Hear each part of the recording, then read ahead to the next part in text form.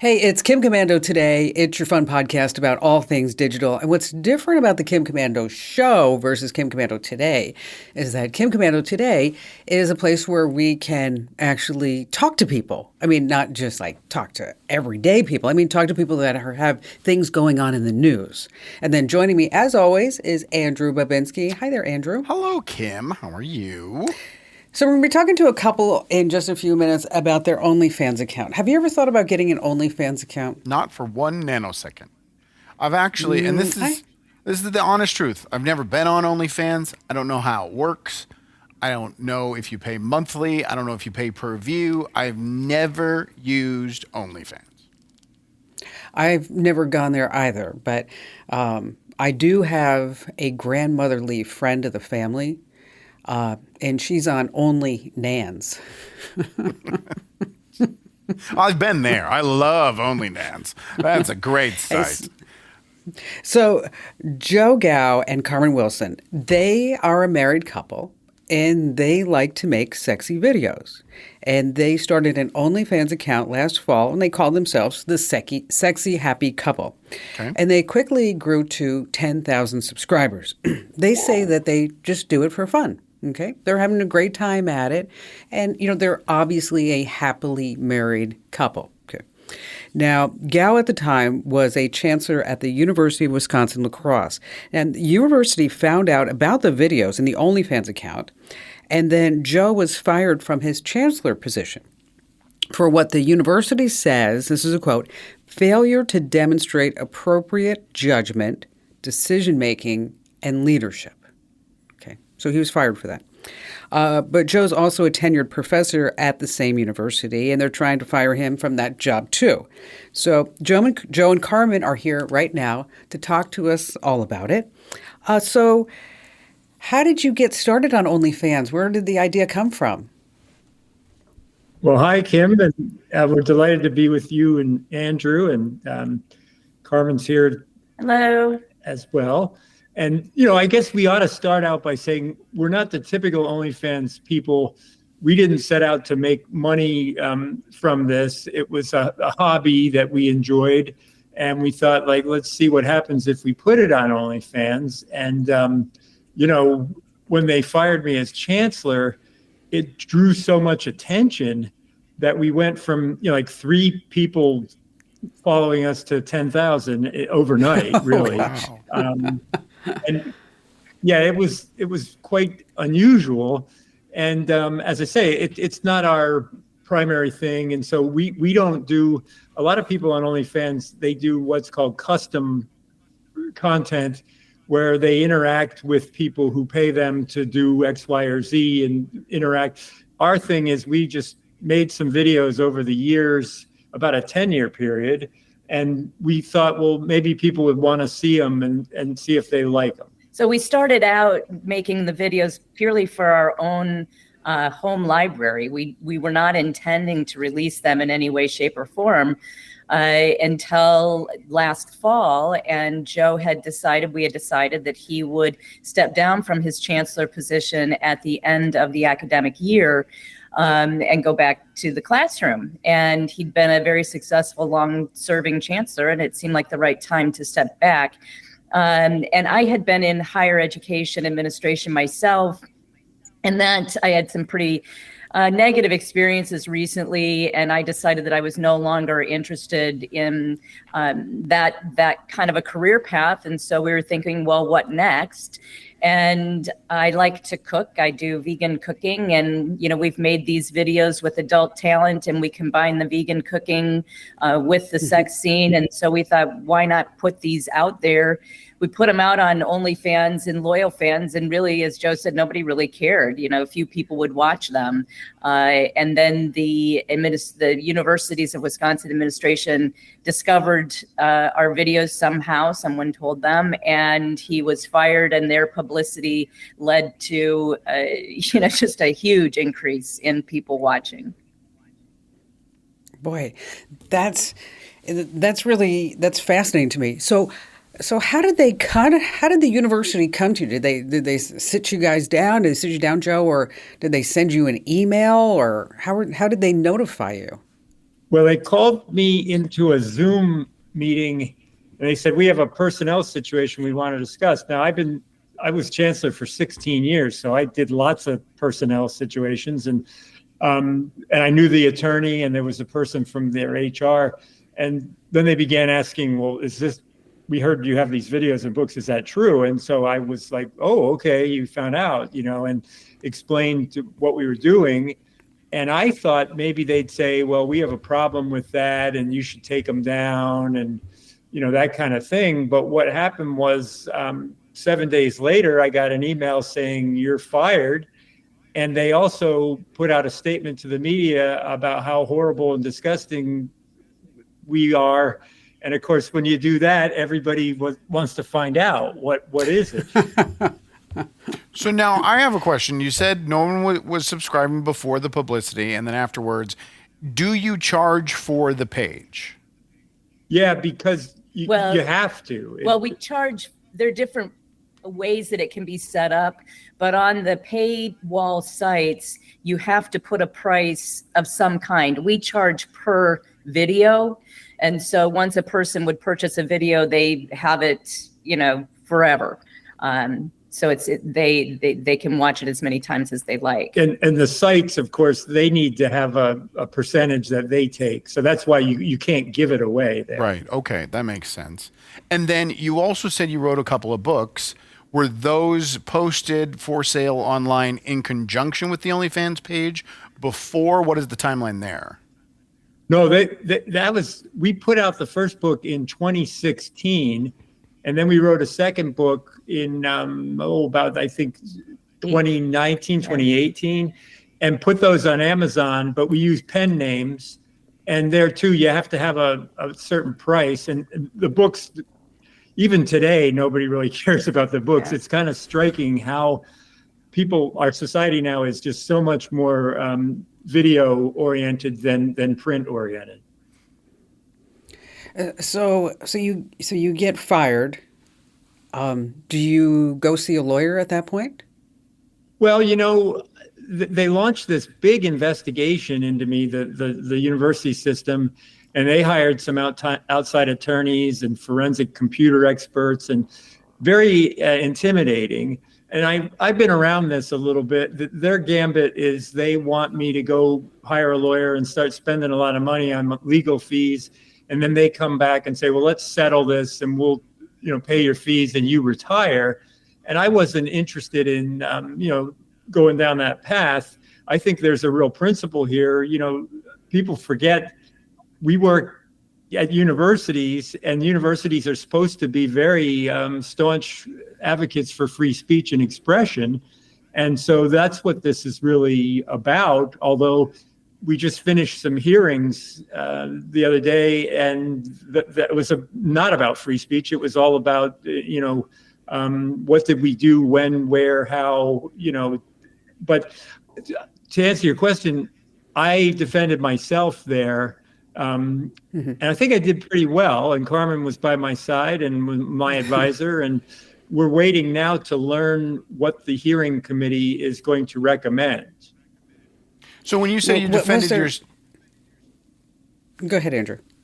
So when you say you're defending yourself, you're fighting to be able to keep your position as the chancellor and saying that your free speech was violated by them firing you?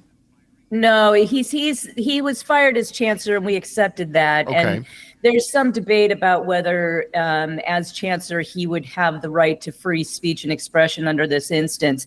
This is about the tenured faculty position. They're trying to strip him of his tenure.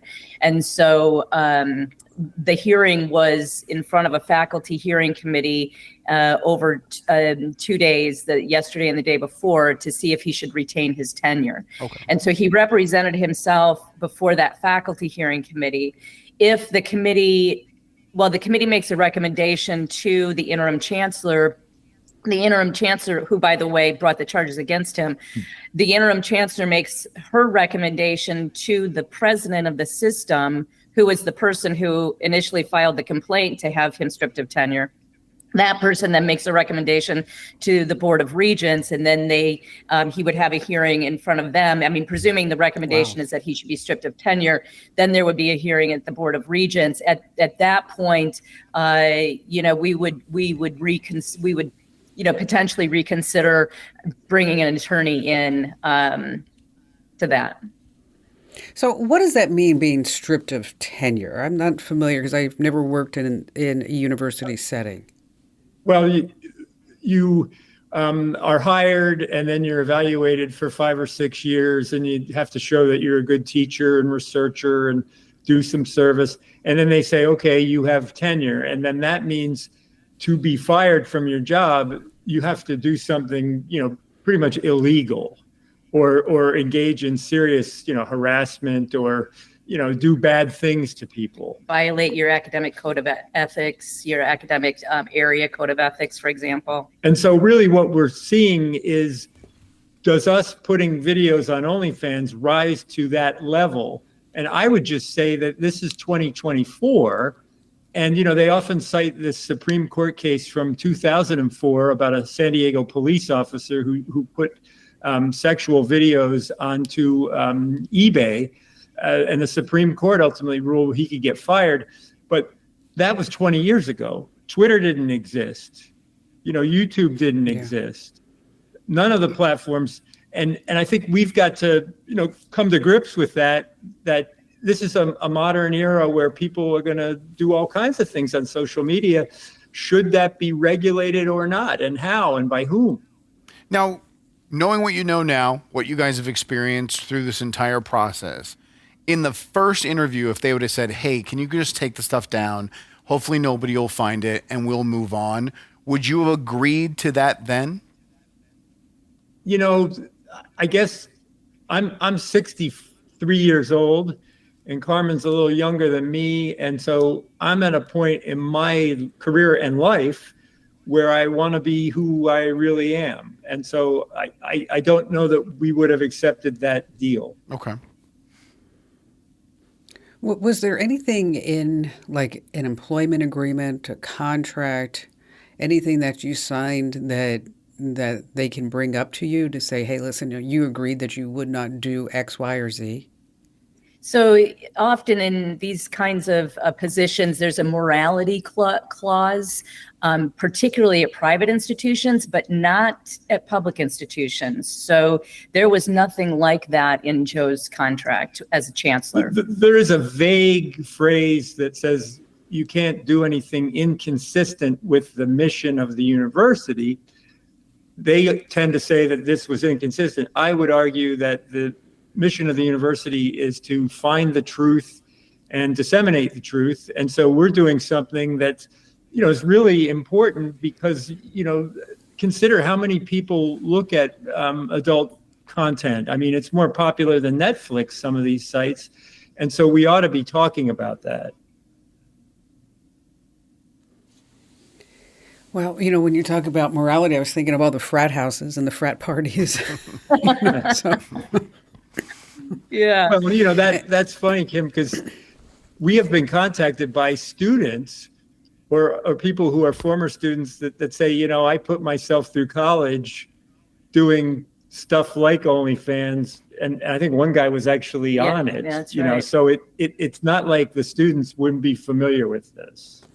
And also, too, I mean, it's OnlyFans. That is a specific niche website. Like you said, 10,000 people are watching or downloading your videos. It's not like it's 330 million. It's a very private thing that's not public. For them to blow up and take away your tenure, it sounds such a severe punishment. It does. Well, it really does. I'm glad you see it that way. It does. So what are next steps? Well, we're waiting to get the faculty report, and I wish I could say I feel confident that they will say don't fire him. I think they'll probably come in a sort of muddy way, like we're not sure, and then that means the administration really can do what they want to do, and I think they will continue their campaign, and there will be a hearing before the Board of Regents, and that one, as Carmen said, we'll likely have legal representation. And, we're going to continue to fight this because we think it's an important principle. Now, if you lose, Well, you know what? sorry, Kim. Oh, go ahead, Andrew. Go ahead. If you lose in the system, because it sounds like everything you're working through is in the educational system. If you are at the end, you lose your tenure, you're no longer employed, are your plans then to take it further to other courts, district courts, federal courts? Well, there have been people who have said that might be possible. I think really we talk a lot about what kind of life do we want to have, and what we really enjoy doing is what we're doing right now. We love to have great conversations about these issues, and so we would be delighted to, travel and go to other campuses and do more media and keep talking about these important issues. And I don't know if there are people who say we could bring a lawsuit and do it, on a contingency basis, and that might happen, but it wouldn't be really our primary mission. Okay. Correct. I have a question about the content of the videos. Like you mentioned that, you do some vegan cooking and then there's the sex scene. Is it pretty much just what you might envision as, like, I want to use the word like, and use air quotes, like regular sex? I mean, there's like nothing, is there like anything like weird going on that the university's like, oh, well, that really was bad? No, I mean, it is very regular sex, yes. I think the weirdest thing is that, for many of the videos, we bring in talent from the adult entertainment industry, and we do a cooking show with them, which you can see on YouTube under Sexy Healthy Cooking, without the sex. And so we cook some vegan meal, and then once I get it in the oven, we say, and now we're going to break and show this scene that we shot yesterday. And so on YouTube, it's like, if you want to see this, you have to go to another site. And then we come back after the sex scene and, wow, that was fun. And here's the finished vegan meal. And, let's have a glass of wine and enjoy this great food. And then we end. So that's how it goes. But the sex part is really very regular. And one of the best comments, and we've gotten a lot of great comments, because people, they find it, we didn't know this going into it, but because we made these just for ourselves initially, we did what we want to do. And so it's very genuine in a way that a lot of stuff that you would encounter is contrived. Now, it's, everything's always staged to some degree or another, but one person said, wow, your videos are hot in a wholesome way. And we thought that was kind of a nice, and then you get a lot of these, I can watch this with my partner, thank you. It's amazing. There are some people who think it's fantastic, and then there's these other people who are out to get me fired, who like it's disgusting and horrible. All right, I just have a quick one because I'm just curious, out of my own curiosity. You said you hire performers. How does that process work, and what does it cost to bring someone in to do a video like that? Well, we get the good fortune of getting on with a professional studio pretty early on that we hired to shoot just the two of us. Okay. With real high production values. And then through that studio, they are in touch with the talent agencies. And then you can hire people. And, we prefer people closer to our age. Okay. So it's a little bit of a challenge, because so many people in that industry are younger, but there are some really great folks who've been around it for a long time. And it's been just so cool because you're working with people with degrees from, MIT, Arizona State, Cal Berkeley, USC. I mean, it's a very educated, serious group of people, very professional. The day starts at 8 a.m. and then goes till 5. And we ought to say we shoot the cooking on one day and the sex scene on the other, because to try to do both of those things in one day, particularly for Carmen, would be a lot of work.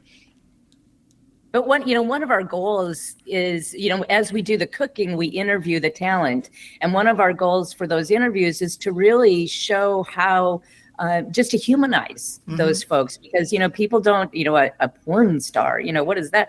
I mean, they're people just like us. They go to the grocery store, they have families, and, they went to school, and, so it's really nice just to have a just basic conversation to get to know them. So how much money are you making a month doing this?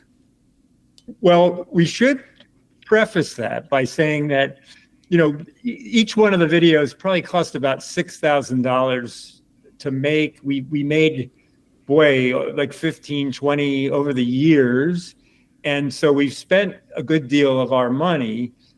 We have not made that back yet, okay. But OnlyFans these days, we probably make $4,000 a month. I mean, we have great respect for people who really are working at it every day, all day, and who make a lot of money. We also have great respect for people on YouTube that can make that go, because that's really hard to generate revenue, because it's through advertising and you have to have millions of views there.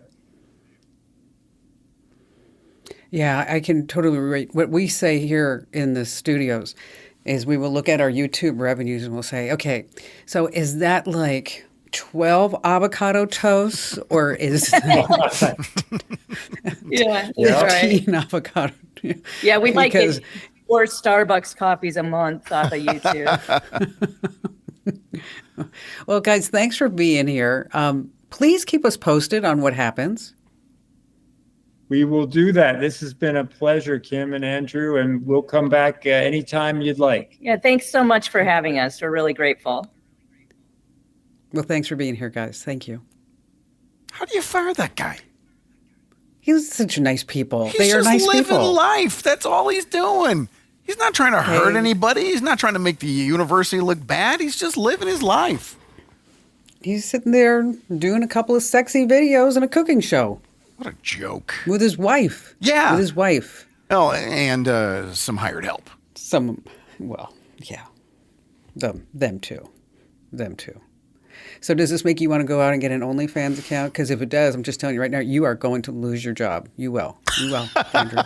Have I been tenured? I haven't been tenured here at the Komando Today. So yeah, it's in jeopardy. I have to wait. Well, unless of course you want to share some of the proceeds. Oh, there's always the spin. There's always that turn with Komando. Do not do that. What? I'm going to profit from it? I think it's a great idea. I think we should do that.